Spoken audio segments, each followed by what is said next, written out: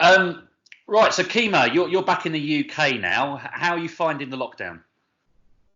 I'm finding it challenging, very challenging, because obviously um, you're not used to being restricted to your house only and only allowed to go to the supermarket. You're kind of very restricted, but I think it's the only way forward to control the virus and just to stay healthy as well. Yeah, I mean that's the thing, isn't it? I mean they're asking us to stay at home. I mean in the war, people had to go out and fight. All they're asking us to do here is stay at home and I don't know, watch Netflix or something. Yeah, exactly, exactly. Luckily, at the moment, we've got a lot to watch on the TV, so we're not too bored just yet. So you've been watching lots of box sets, have you, and movies and stuff. Yeah, exactly. And plus, being away in Belgium, we still had Sky off in England, so we had a load of stuff recorded. And obviously, we couldn't, while we was in Belgium, we couldn't watch it. So now we've come back, we've been able to catch up. Do you think when we get to the other side of this obviously living nightmare that we're all in at the moment, that people will appreciate life a lot more? You'll appreciate those simple things that obviously we can't do at the moment. Yeah, exactly. And plus, first and foremost, it brings the family closer as well. You get to spend more time with your family, every minute of the day, pretty much, because you honestly can't go out and do your own thing. You have to, if you're going to do something, it has to be in-house and in everybody, which is good. It's made us buy board games, and I think without, it sounds crazy, but without this crisis, we wouldn't be playing family board games, and we've all enjoyed it. Yeah, what board games have you been playing? Anything in particular? We've got Monopoly and Scrabble, Oh, so they the are kids can. fantastic. How are you Yeah, getting on with that? yeah. I finally won my first game of Monopoly yesterday. Well done, mate. Right, how are Belgium enforcing lockdown? I mean, obviously you're back in the UK now. You're up in Birmingham, but you were in Brussels obviously for the start of that. How was that enforced? How did you find it? It was You had to take it day by day, and try and watch the news as much as possible and communicate a lot with the club. Um, Belgium were kind of, I think they were 1 week ahead of England. So my daughter was going to school in Brussels, and her school closed down a week before the Right. schools in England did. It was kind of, when we moved back to England, we was kind of 1 week ahead of everyone else in England because we've already been through it in Belgium. And as soon as we found out, to start with, the club tried to do it so we could still train in small groups, but then the government said no, those rules aren't allowed at all. So then they gave us the time off to just go to our home countries, go back to our families, and spend the time with them. Right. Okay. So you were about what a week into the lockdown, were you, before you came back over here? Yes, yes. Yeah, okay. So, I mean, obviously over here, we've seen players get involved in various things, recording messages for vulnerable people or helping out, dropping off food and stuff. Was that something that was happening in Belgium? Did the players get involved in that way, or was it? I suppose it might have been a bit early for that because I don't know. How are the Belgian players helping out over there? Do you know? No, it was a bit too early because by the time the crisis really got a bit hyped up, we was already back in our home countries with our families. So we haven't obviously been in Belgium meeting people or helping that way. But the club is starting to set up different um, interviews, videos for us to do, to record and then send to them. And I think the club will be making certain complications for the fans. Now, of course, you've got a little. Is she 5 now or 6, Alani? I seem to remember we were talking about Alani when I last met you. Six now. 6 now. So how's she coping with it? I mean, it's very hard, isn't it, when you've got a child that age to explain to them what's going on, and and the fact that she can't go about a normal life, go and see friends, go to school, that sort of thing. Has that been difficult to explain? No, it hasn't, to be honest, because the way we treat her already and the way we brought her up is not as a child, as more of an older child, because in our family, in our bigger family, we don't really have any young children. So she's always around. So like myself, her mom, my brother, our parents. So she's always around adults and older people. So she's kind of grown up. She's a bit more mature than her age. So we can explain things a bit more to her. And we found out that if we just kind of tell her what's really happening, and let her just absorb it all in, she's not going to be scared or surprised or confused with what's going on. So at the moment, you're in sort of isolating, I suppose, like everyone else. So you're with your little girl and your partner, are you? Or is it just the three of you, or have you got other family with you as well? We've got a 1-year-old as well. Oh, you got a One, 1 year. Well, okay. yeah, yeah. So there's four of us in the house, which is to start with. We was at my parents to start with, Yeah. before we got things organised in our house. And it was good because there was more buddies, more things to do. But then I think we just got to the point where we kind of need a bit more space. Luckily enough, I've got a gym at my house, so I kind Oh, of okay. needed that. I couldn't live without that for any longer. So we kind of made a decision to just go back to our house, and so that I can use the gym a bit more. Yeah, sure. Because it's all about trying to keep yourself fit, isn't it? Because we don't know what's going to happen. I mean, obviously in Belgium, they've cancelled the division or cancelled the season in terms of they've stopped. They've declared Club Brugge as the champions. Did you think that was the right decision? I mean, there was a lot riding on stuff still. I mean, obviously Club Brugge were way ahead. But of course, in Belgium, it's played differently, where the top six, is that right, going to a playoff? And I think your team, Anderlecht, actually did have a chance of possibly getting in the top six with that one remaining game that you had of the regular season. Yeah, the way the league is set up, I think it's very too soon to give teams titles or positions, because like you said, there's one more game left of the actual season, and then it goes into playoffs. And then when it goes into the playoffs, points get halved, so therefore the gap gets less, and then it's head-to-head games then. So that team I think Bruges was 15 points ahead. If the points gets halved, I don't know if it goes to 7 or 8 points. Right.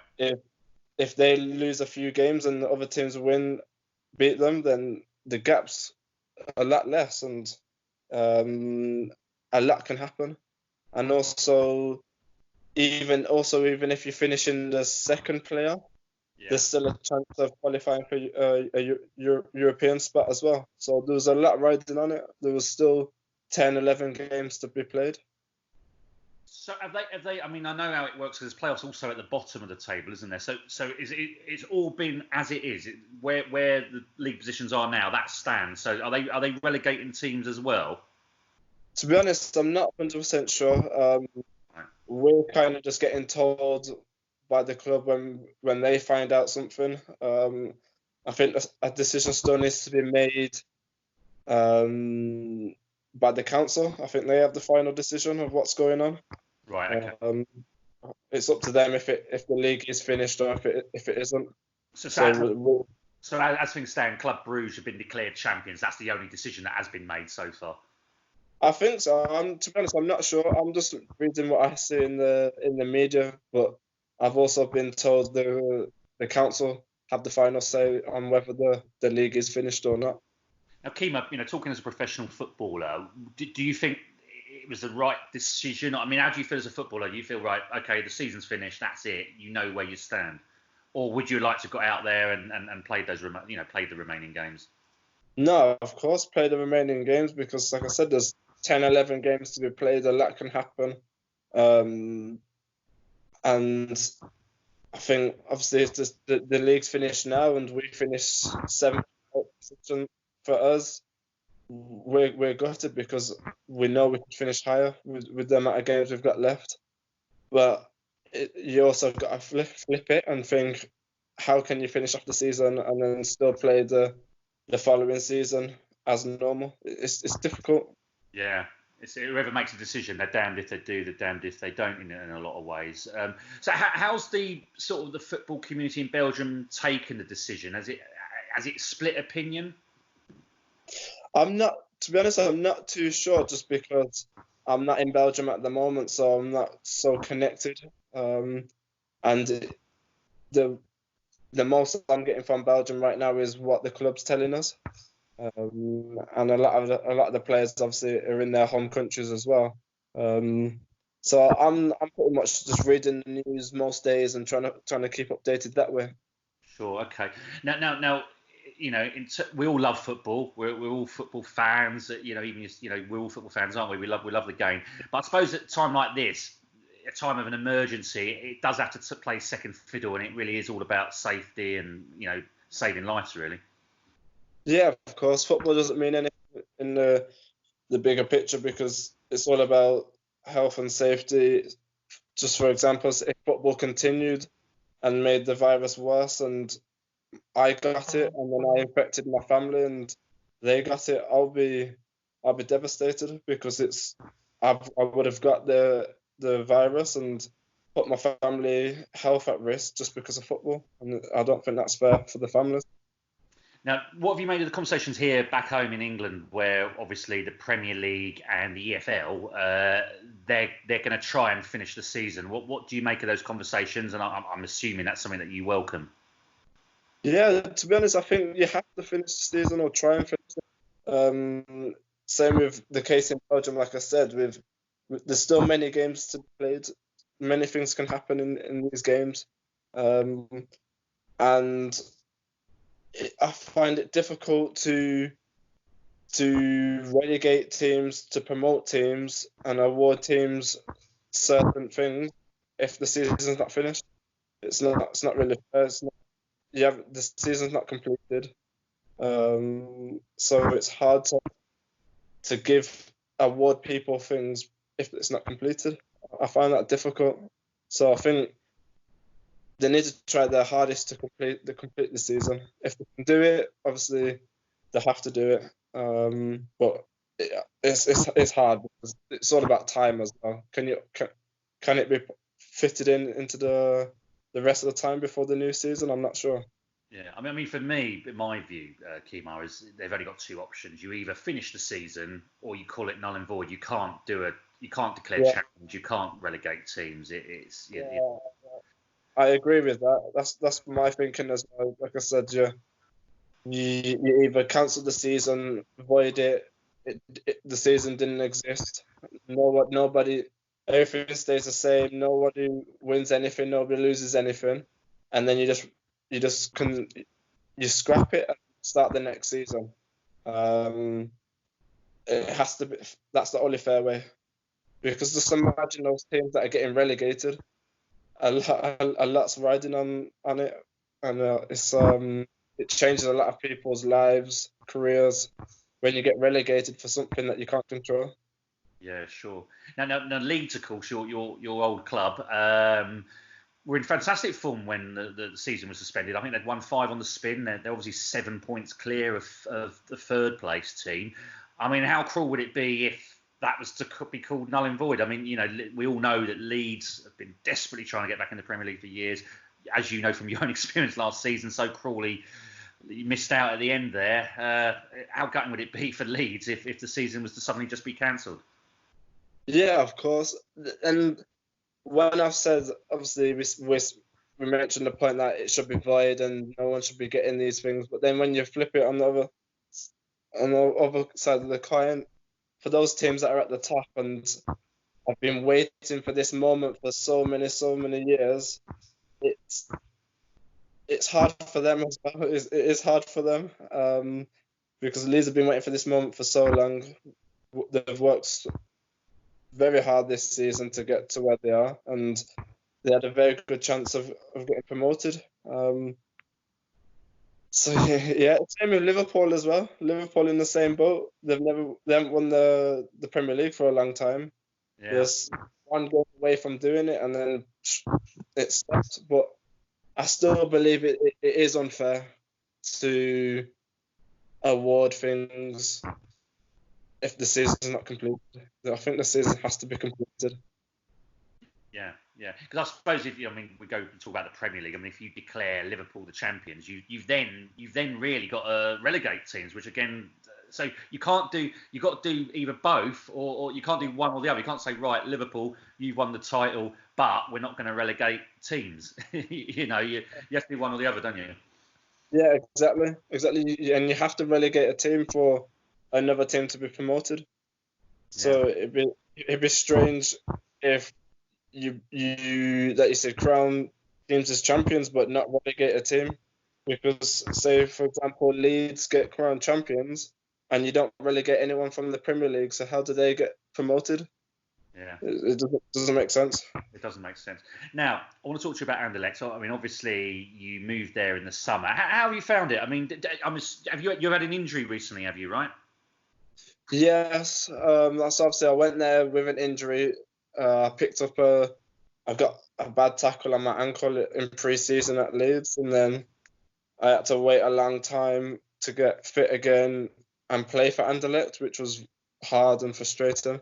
And then I managed to get myself in the team, and I scored a few goals in the games I've played, and the team was getting stronger as well. And then we had a winter break, and then I think winter break and winter training in Spain, and I just got a knock on my leg and was going to be out for a couple of games.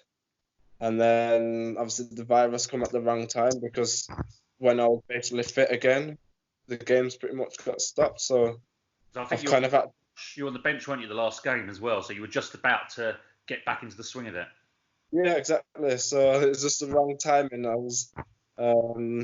But also you have to take the positives from it. It allows me to get even stronger, and ready for when we do get called back. Now, of course, a player that we all know very well here, Vincent Kompany, fantastic player for Manchester City and Belgium. And he's your player manager now. He's actually your manager at Anderlecht. How are you finding playing for him? Yeah, very good. That's one of the reasons why I decided to move to Anderlecht, to play with him, play underneath him, and to learn from him. And is a very intelligent player and coach manager. It's an unbelievable job that he's doing.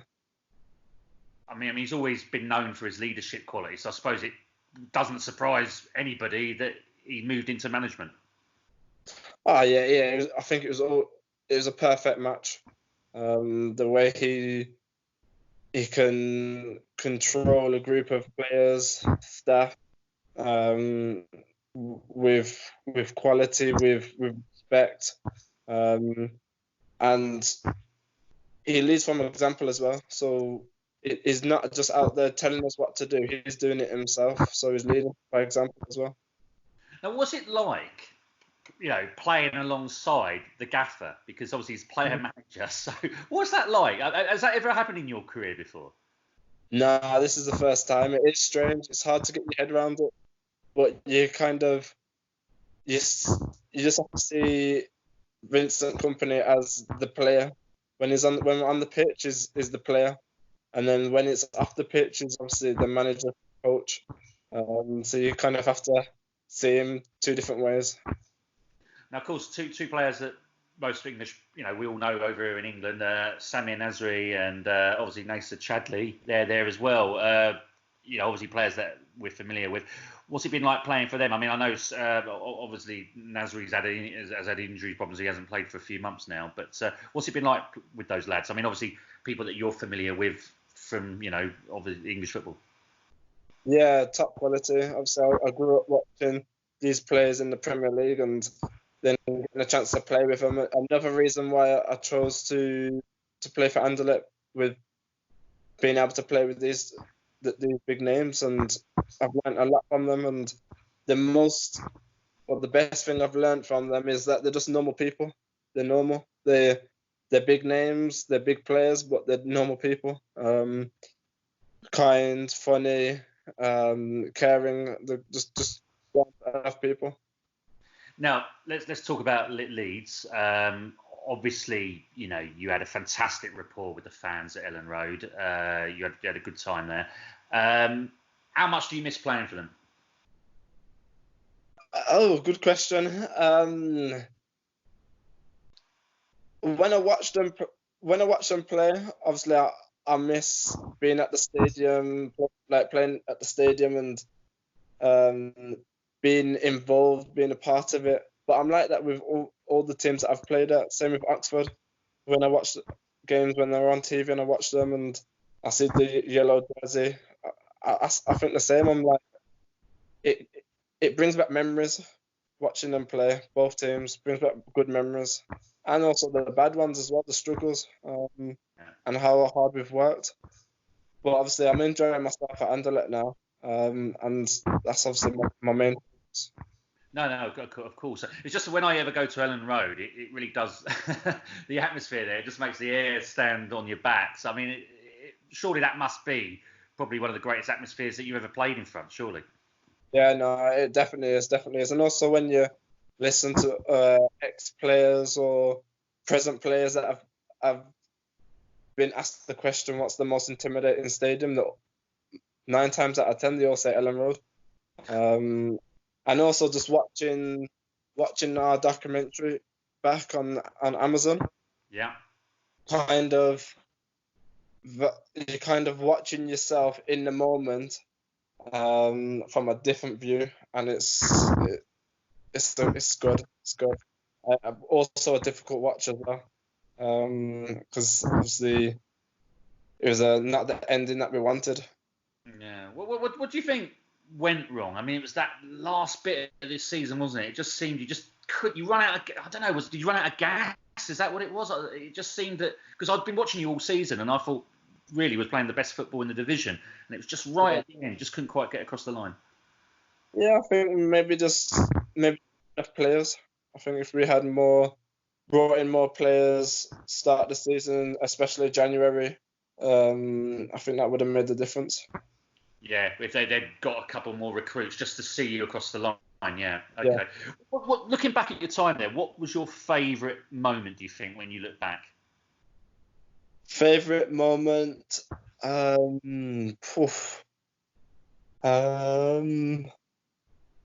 think it would have to be the two comebacks back to back when we was losing against Blackburn and also Villa. Oh, over the Christmas period. Yeah. That was, I'll never forget those two moments, never ever. Now, obviously, the low moment must have been the Derby game. I mean, again, you had one foot in the final. You scored the winner at Pride Park, and then you were injured, unfortunately, weren't you, for the second leg? And then Scott Dallas, he's put you 2-0 up on aggregate, and you really are flying. And it was just 46 minutes, wasn't it, of a nightmare, really. Have you ever? I mean, I'm assuming you were watching in the stands that night. It must have been really difficult to watch that. Yeah, very difficult, and especially where we were sitting as well. We were sitting pretty much next door to the Derby fans, so we was getting all the stick, and it was so painful, and especially against Derby as well, because they had a kind of a hate towards us, a rivalry towards us, with obviously what happened in previous games. So it was even more bitter. Yeah. I mean, obviously, as players, you're not involved in all that went on off the field. But, I mean, it must have been difficult after the game. I mean, did you go and see the lads straight after? What happened afterwards? Because the atmosphere must have been, it must have been awful in dressing. Yeah, it felt like a funeral. It was. No one could say anything. No one knew what to say. Usually, sometimes somebody can say some wise words to uplift, motivational words or something, but nobody had any words left. It was, I think, I don't know, you can describe it a bit like in shock. No one knew what had happened and couldn't believe it. Now, I have to ask you, Kemar, because I know you've been watching Leeds. What have you made of them this season? I mean, I think, again, they've been playing terrific football, and they seem to just be a little notch higher than they were last season. Yeah, same. Yeah, correct. I think same as last season, but more refined because of that 1 year of experience beforehand. Because we was learning on the job for that last season. We also come in with these new tactics and new style of play, and we had to learn. We had to learn it and learn it fast. And it gives us a lot of information to pick up, and also physically as well.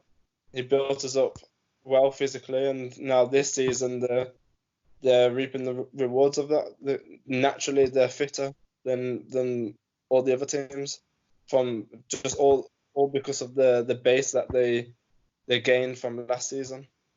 Can I ask you about Marcelo Bielsa? I mean, obviously it's well known that he works the players very hard. What was it like playing for him, and how much do you think you improved? And do you think, in a lot of ways, he's got the best out of what he's got, that squad that he's got? Yes, with him, it sounds silly, but he's put square pegs in square holes, and it is literally as simple as that. Whereas there's other teams I've been at and watched where some players shouldn't be playing in certain positions, or certain formations shouldn't be used in this team. But Bielsa, he's got his way of playing, and he made sure he had the correct players to do that. Yeah, because obviously at the beginning of the season, everyone was wondering why Nketiah wasn't starting and etc. And it's because he's got a certain way of playing, isn't it? You need to fit into his system. Yeah, exactly. And you also have to be able to execute his demands as well. If you can't do that, then you're not going to play. Well, did the players have a good rapport with Marcelo? I mean, obviously he struggles with his English, obviously, so it's a little bit difficult for him. But did you manage to get a rapport with him? What's he like as a man manager? He's a manager that likes to keep his distance from the players. Right. And he has a team of coaches that are very good. Literally, if he wasn't there, they know enough information that they could take control. So he had a team of coaches and football coaches and fitness coaches that would run the ship pretty much, while he was looking from the top and making sure everything was running smoothly. Can I ask you, if Leeds do get into the Premier League next season, if we do finish this season and get there, how great would it be for the Premier League? Not just to have Leeds in there, but to have a coach like Marcelo Bielsa in the top level. Would you be fascinated to see how he gets on? Yeah, it'd be massive. It'd be good because there's well, yeah, I haven't come across another manager or worked with another manager like him. And you hear Pep Guardiola, these type of managers speak highly of him and say that they've learned a lot from him. So it'd be good to see him test himself against the top teams in the Premier League. I've got to ask you, Kemar. I mean, having played for him for that year, what do you take from that year yourself personally? What did he improve in you? What did he make you realise about yourself? That tactically, about formations, really understanding what a formation is and different types of formations and why you play the formations and how to play it as well. Because a lot of people or managers would, for example, play 4-3-3, but they will put 4-3-3 on the board, but they won't play as a 4-3-3. They'll play as a 4-5-1. So, and those two formations are different, but a lot of people don't know the difference between those two formations, whereas Marcelo would make that clear, and he would make it obvious the difference between the formations that would play.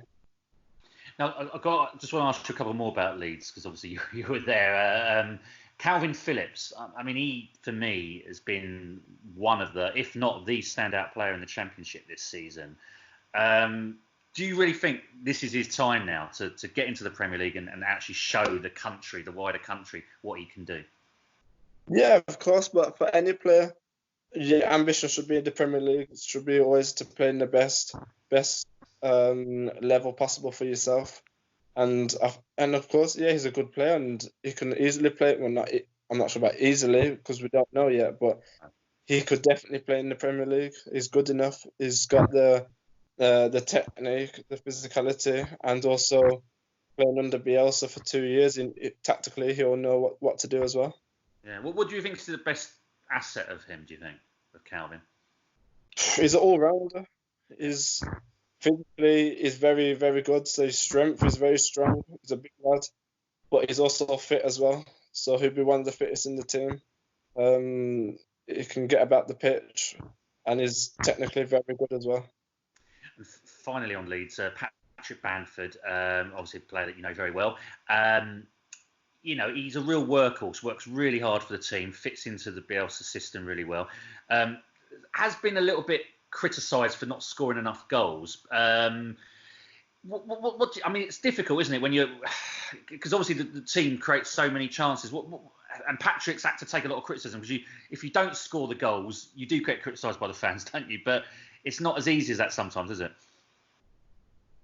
Yeah, exactly. But I think that's why playing as a number 9 and playing as a striker is the hardest position on the pitch, and that's why there's not many. It's hard to get a top striker that can score week in week out, and when you can get one, it's expensive, and yeah, it's and also one of the reasons why it is so hard is you have to deal with so much pressure as well. If you don't take those chances, you're not good enough or you can't score anymore. Then you'll be thinking, when will I get another chance to score? Then when that chance comes, it might be, am I going to score it? So even mentally, you have to be very strong to play that position. And I think for him, I think it's a bit unfair with him because he gets a lot of stick and sometimes he doesn't deserve it. One of the things that I'm impressed with Marcelo Bielsa is he actually sticks by his players, doesn't he? So when Patrick has had runs where he's not scored goals, he still puts him in, week out. Yeah, exactly. Like I said, he's got a system and he's got players that he trusts to play this system. And I think for Marcelo, the most disappointing thing isn't not scoring. It's not doing the work to be able to get yourself in that position to score. So for example, if he sees a player not making a run to get on the end of a cross, he'll be very disappointed. But if you're in that position and you miss an open goal, obviously he's not going to be happy, but he won't be as disappointed as the first scenario. Now, if they do go up, how do you think they fare? I went to watch them play Arsenal actually in the I think it was the FA Cup, and brilliant. They were superb. I mean, should have been a couple of goals up, and Arsenal ended up nicking it. I think 1-0. But how do you think they would do in the Premier League? It's a hard one because, say for example, Sheffield United this season, unbelievable, excellent. They've done so well, and they didn't win the championship last season. Obviously, they nicked it ahead of us to get second spot, and probably you would say Norwich might have been the best team in the league last season. Yeah. And they've found it more difficult in the Premier League, so it's hard to judge it. And also previous years, Fulham, one of the best teams in the Championship, and then they went up to the Premier League and suffered a bit. So it's very hard to predict. Now, regard yourself. I mean, obviously you finished this season. What's the future for Kemar? Are you still contracted to Anderlecht next season? Are you? Yes, I've got 2 more years left at Anderlecht, and obviously I'm just taking it game by game. So that's how I play my football. I don't worry about anything else apart from who I'm playing next and what I'm doing during the week to be the best I can for that game. Brussels is a great city as well, isn't it? So I suppose it's been quite easy to settle in there. Oh yeah, it's a top city, very similar to London. Yeah. A lot to do there. No, it is very good, and obviously a lot of people speak English as well, so it just feels so easy to settle in. Final one, I'll have to ask you. We can't not mention Oxford. are. They're third in the table. Have you been keeping in touch with the lads there at Oxford and been watching any of their games? And I suppose you're just desperate to see them get over the line as well. Yeah, of course, I'd like them to get promoted as well. Unfortunately, a lot of the players, I think probably all the players that I played with there and staff aren't there anymore. There's been a lot of change since I've left. But obviously for the club and the fans, I'd love for them to get promoted. Very good club. Brilliant. Well, Kemar, thanks very much. I really appreciate you joining me today. And what are you up to for the rest of the weekend? I suppose just staying at home playing more board games. Yeah, exactly. Gym, board games, TV, and play with the kids and eat. Brilliant. All right. Well, look, lovely to chat to you, Kemar. I'm glad to see you keeping well, and good luck for the rest of the summer. Thank you. Thanks, Justin.